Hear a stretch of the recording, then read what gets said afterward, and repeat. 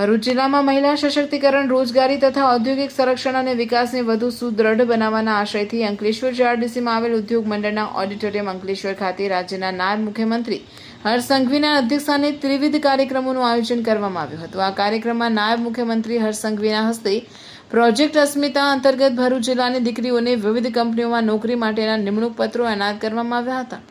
ભરૂચ જિલ્લાના 15 ઔદ્યોગિક એકમોમાં 526 બહેનોને રોજગારી આપવામાં આવે છે, જેમને નિમણૂક પત્ર એનાયત કરવામાં આવ્યા હતા।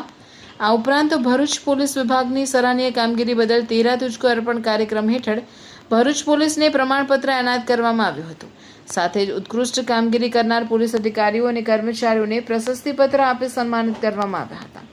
આ તરફ ભરૂચ જિલ્લાની ઔદ્યોગિક વસાહતોમાં 482 કરોડ રૂપિયાનું 10 વિકાસ કામોનું લોકાર્પણ અને ખાતમુહૂર્ત કરવામાં આવ્યું, જેમાં અંકલેશ્વરના નિર્માણ પામેલ ટ્રાન્સપોર્ટ નગર, વેરહાઉસ, મલ્ટીલેવલ શેડ, જંબુસરના બલ્ક ડ્રગ પાર્કની પાણી પુરવઠા યોજનાનું લોકાર્પણ કરવામાં આવ્યું હતું। આ પ્રસંગે રાજ્યના જળ સંપત્તિ મંત્રી ઈશ્વરસિંહ પટેલ, સાંસદ મનસુખ વસાવા, જિલ્લા પંચાયત પ્રમુખ ડિમ્પલબેન રાજ, ધારાસભ્યો અરુણસિંહ રાણા, ડીકે સ્વામી, કલેક્ટર ડોક્ટર નવનાથ ગૌહાણે, જિલ્લા પોલીસ વડા અક્ષયરાજ મકવાણા, જિલ્લા ભાજપ પ્રમુખ પ્રકાશ મોદી સહિતના આગેવાનો ઉપસ્થિત રહ્યા હતા। આ પ્રસંગે પ્રોજેક્ટ અસ્મિતાના અમલ બદલ નાયબ મુખ્યમંત્રી હર્ષ સંઘવીએ ભરૂચ પોલીસને અભિનંદન પાઠવ્યા હતા। પોલીસ પ્રજાની મિત્ર તરીકે કામ કરતી સૌથી પહેલી ફોર્સ હોવાનું તેઓએ જણાવ્યું હતું। જીઆરડીસીના કામોને વધુ વેગવંતા બનાવવા તેઓએ અપીલ કરી હતી અને ખોટી હેરાનગતિ થાય તો સીધી વડી કચેરીએ રજૂઆત કરવા ઉદ્યોગકારોને સૂચના આપી હતી।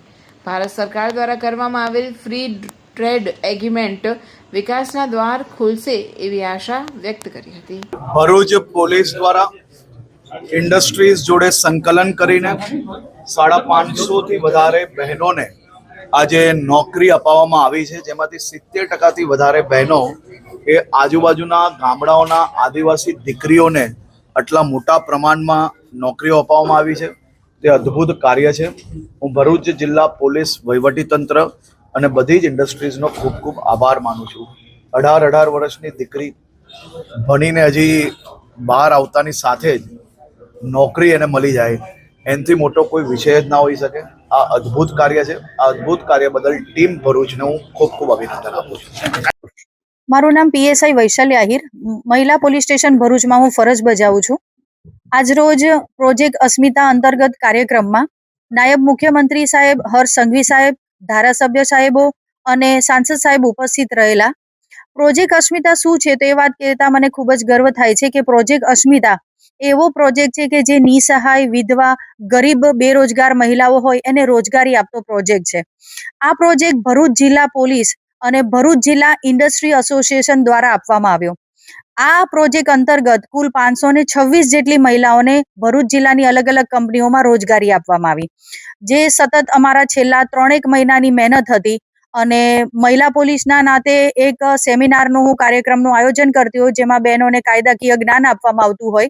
અને આ વિચારમાંથી વિચાર આવ્યો કે બહેનોને રોજગારી આપી શકાય ને એસપી સાહેબ, અમારા ભરૂચ જિલ્લાના એસપી સાહેબ છે ડોક્ટર અક્ષયરાજ મકવાણા સાહેબ, એમને અમે વાત કરી અને સરે ખૂબ જ સરસ મદદ કરી અને એવું કીધું કે ભાઈ આખા ભરૂચ જિલ્લામાં આપણે ઇન્ટરવ્યુ લઈને જરૂરિયાતમંદ બહેનોને ભેગા કરીએ।